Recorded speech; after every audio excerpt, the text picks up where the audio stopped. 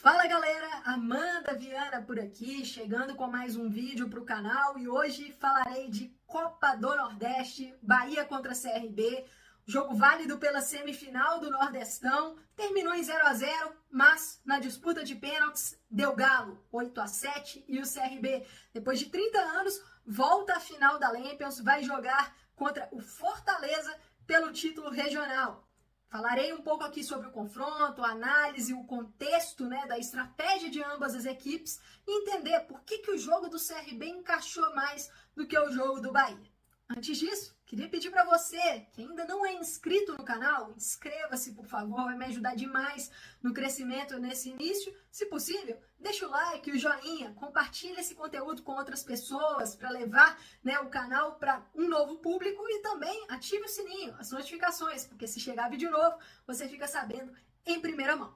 Então bora lá? Eu estive na transmissão dessa partida, foi um prazer imenso estar com o Leandro Mamute, no nosso Futebol Mais e também do DAZN. E antes da gente começar a parte estratégica, a análise tática, passar pelas escalações das equipes. Rogério Ceni repetiu o mesmo time que bateu o Criciúma pela Copa do Brasil, ainda não tinha o Everaldo 100%, ele estava no banco, entrou no final, até bateu um pênalti, mas ainda está se recuperando da fratura na costela, então o Rafael Ratão foi titular de novo.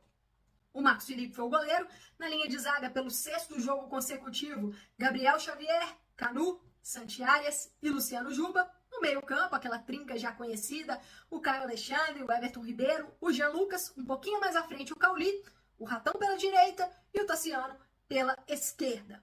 Já no lado do CRB, o Daniel Paulista precisou fazer uma mudança forçada na sua escalação. William Formiga, lateral esquerdo, saiu lesionado no jogo contra o Ceará pela Copa do Brasil. E o Jorge, o seu substituto imediato, não está inscrito na Copa do Nordeste. Então, Matheus Ribeiro, que é lateral direito de origem, foi improvisado na esquerda. Não era uma novidade para o Matheus, ele já jogou na função em outras vezes pelo CRB, até mesmo em 2024.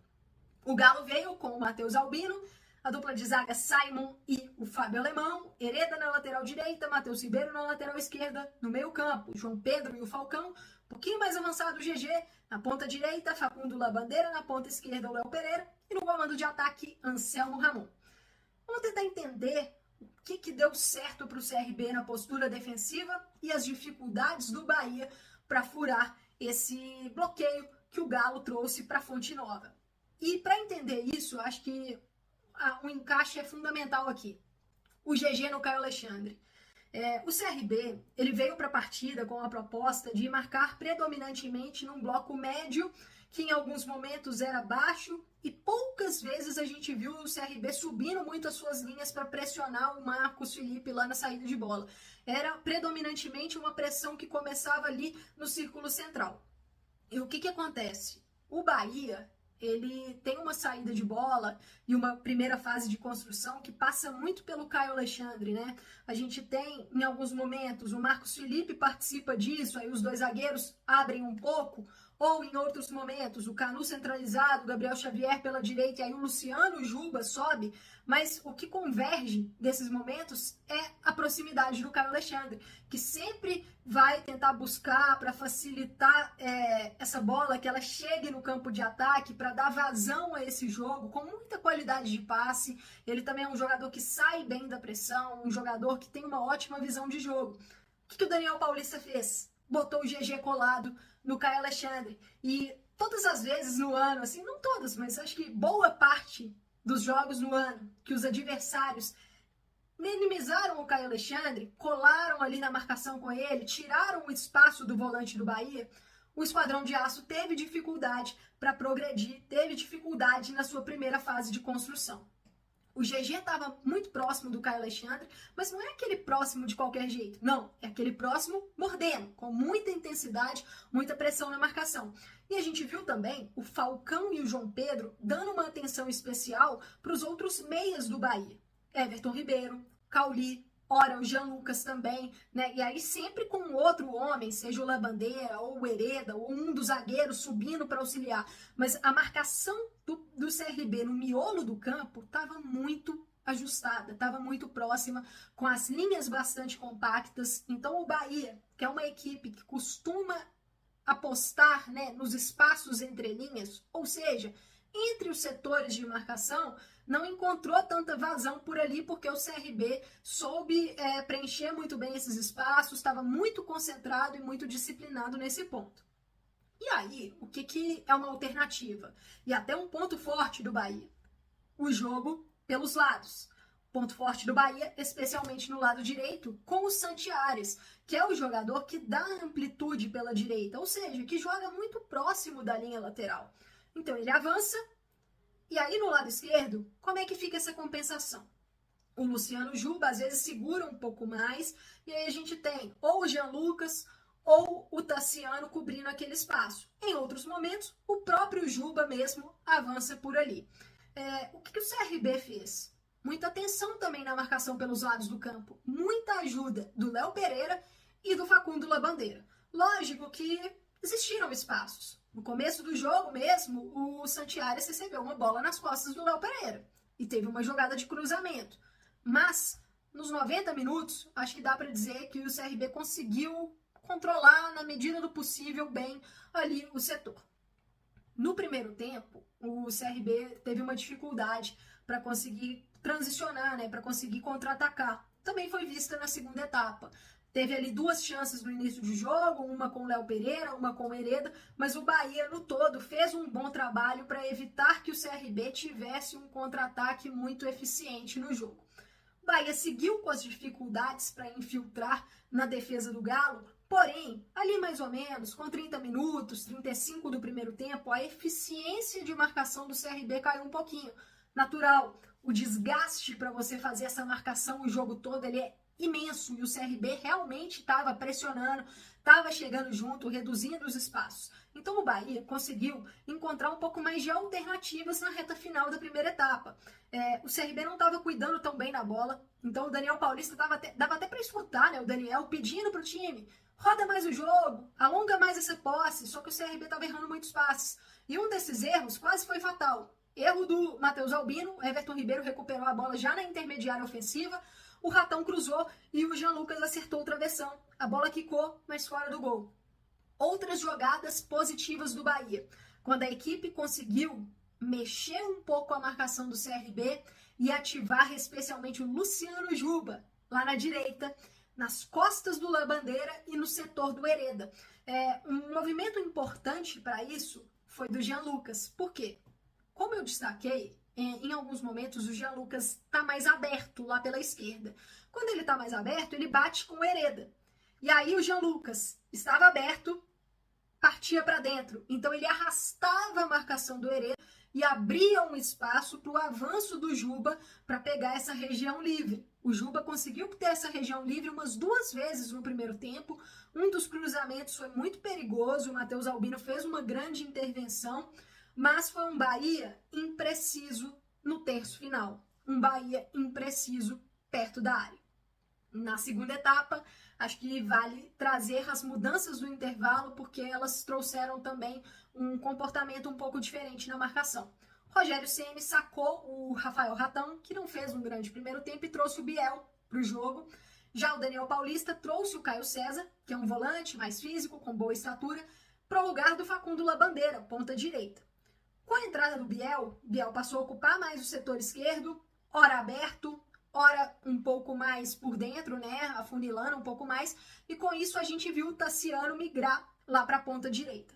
Para reagir a esse comportamento, o que o Daniel Paulista fez?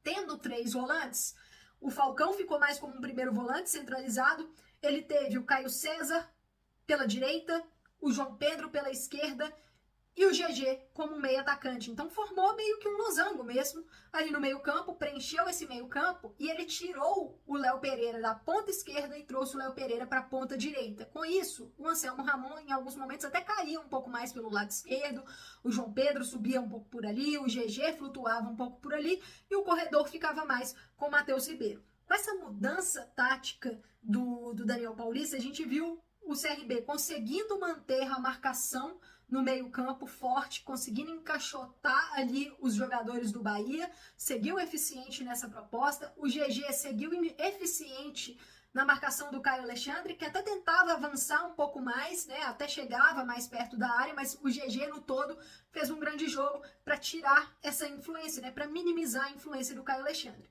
Já o Bahia, eu acho que a entrada do Biel não teve um impacto muito grande no jogo.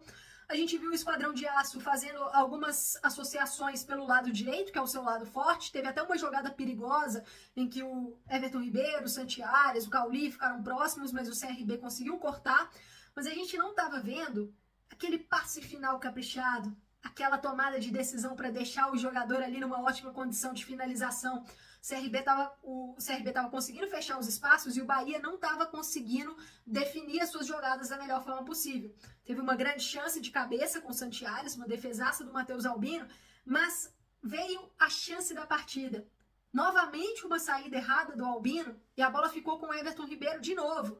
E ele encontrou o Cauli entre os dois zagueiros do CRB, entre o Simon e o Fábio Alemão, porque o CRB estava desorganizado. O seu goleiro errou o passe e a defesa estava toda aberta e o Cauli saiu cara a cara com o Albino, mas ele acabou pecando na finalização, mandou para fora. Eu acho que isso até deu uma esfriada um pouco no jogo do Bahia. O segundo tempo, as duas equipes um pouco mais desgastadas, jogaram pela Copa do Brasil na quinta-feira, então a parte física pesou um pouco e o Rogério Ceni não encontrou alternativas para furar essa ótima marcação colocada pelo CRB do Daniel Paulista. Até entrou o Oscar Estupinhan no ataque para mudar um pouco as características, né? Ele é um jogador mais de presença de área, mais físico, mas não conseguiu ser muito ativado. O CRB no segundo tempo, com mais jogadores no meio campo, até teve uma posse de bola um pouquinho maior comparada com a da primeira etapa, conseguiu valorizar um pouco mais essa posse, mas também não incomodou o gol do Marcos Felipe. Aí, final do tempo regulamentar, a gente foi para a cobrança de pênaltis e o que a gente viu foi um sucesso muito maior dos batedores do que dos goleiros. O Matheus Albino até chegou a colocar mais pressão nos batedores do Bahia, chegou perto de defender a cobrança do Everaldo e do Cauli, que foram excelentes, mas pelo lado do Esquadrão de Aço, o Marcos Felipe foi muito mal. O Marcos Felipe errou todos os cantos das 8 cobranças. Até curioso, porque eu ressaltei na transmissão que ele ia, né, do lado ali do gol, uma sua garrafinha, conferir algumas possíveis informações dos batedores do CRB, mas o arqueiro do Esquadrão não teve muito sucesso ali, não conseguiu chegar nem perto de defender uma cobrança, e no final o Caio Alexandre telegrafou o último pênalti, mas muitos méritos para o Matheus Albino.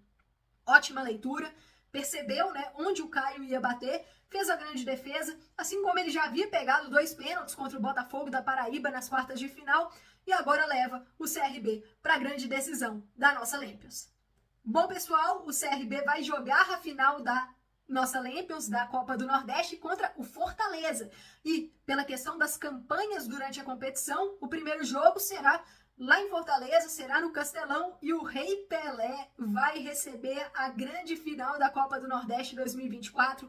O torcedor regatiano vai poder ver o seu time em campo contra o Fortaleza no jogo da taça, né? Eu acho que é um jogo até que é uma campanha, né, que celebra esse ano do CRB, que coroa a grande temporada que o Galo vem fazendo até aqui. E aí traremos, lógico, análise da grande final no canal e eu quero saber de você. Deixe aí nos comentários o que você achou desse confronto entre Bahia e CRB e para você, quem é o grande craque da Copa do Nordeste até aqui? Eu vou ficando por aqui, sou Amanda Viana, esse é o canal Amanda Viana, até a próxima!